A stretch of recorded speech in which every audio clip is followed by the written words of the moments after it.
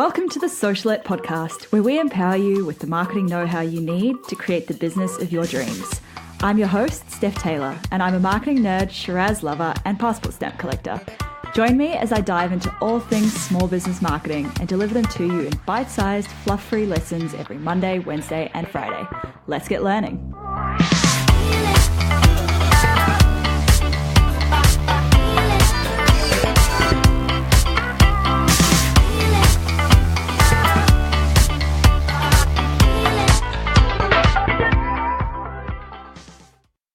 Hey, welcome back to Socialette. This is episode 132.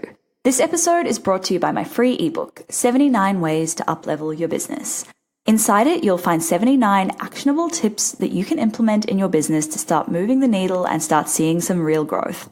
Head to stephtaylor.co/79 to download it. That's stephtaylor.co/79. Okay.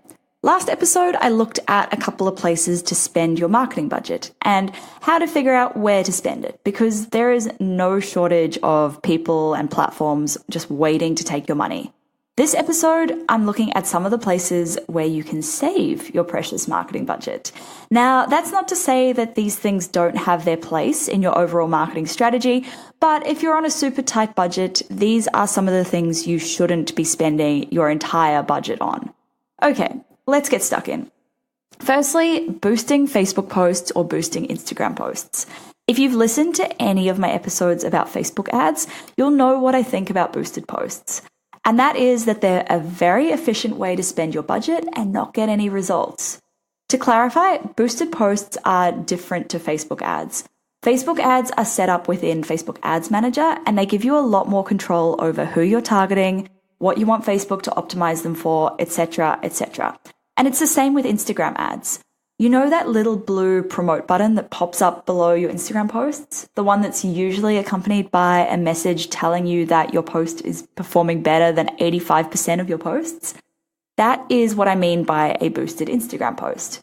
And it's not the best way to run Instagram ads. You're much better off setting up Instagram ads within Facebook Ads Manager. So if you're thinking about spending some of your limited budget on Facebook or Instagram ads, it's worth learning how to use Ads Manager properly. Make sure you pop on over to stephtaylor.co/FB to download my free Facebook ads cheat sheet, 10 tactics to transform your Facebook ads. Okay, the second place to save your budget is running Facebook ads with a brand awareness or an engagement objective. Once you set foot inside Ads Manager and go to set up your very first campaign, you'll have to choose an objective for that campaign. And if you don't know any better, you'll probably think that brand awareness or reach or page likes or post likes, you'll think they sound pretty good. The problem is that none of these will actually bring you more customers or clients very quickly. You see, Facebook knows when its users are most likely to take an action, and it'll show your ads to people when they're most likely to take that particular desired action. So, for example, if your objective is post likes, Facebook will show your ad to people at the times when they are most likely to like your post. But post likes don't pay the bills, sales do. So you're better off installing the Facebook pixel correctly and spending your budget on conversion optimized ads. Number 3, hiring a social media manager. Now, I know there are a lot of social media managers who listen to this podcast, so before you get angry with me, hear me out. There is definitely a place for social media managers, and I'm a big believer in outsourcing the things that you don't have the time or the skills to do.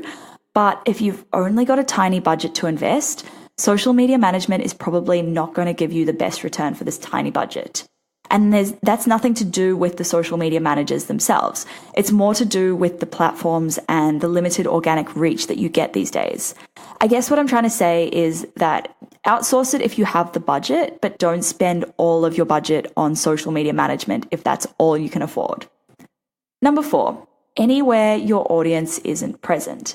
I kind of touched on this a bit last episode, but there's little point advertising your skincare business in a boating magazine. Slightly extreme example, but you get the idea. What I'm getting at here is that just because everyone else is using a particular platform doesn't mean you need to be there. Just because everyone else is running influencer campaigns doesn't mean you should do it unless you're sure that it's right for your audience. And then lastly, number 5, anywhere that's not getting you results. This one is a biggie. We often feel like we have to stick with something until it works. And sometimes that's true, but if you're sinking lots of money into marketing tactics that aren't getting you results, then it might be time to reassess if that's the best place to spend your budget. That's it for this episode. Make sure you hit subscribe so that you don't miss any new episodes released every Monday, Wednesday, and Friday. And if you're enjoying this podcast, I'd really appreciate it if you could leave a quick rating and a review. Thanks so much for listening. Catch you next time.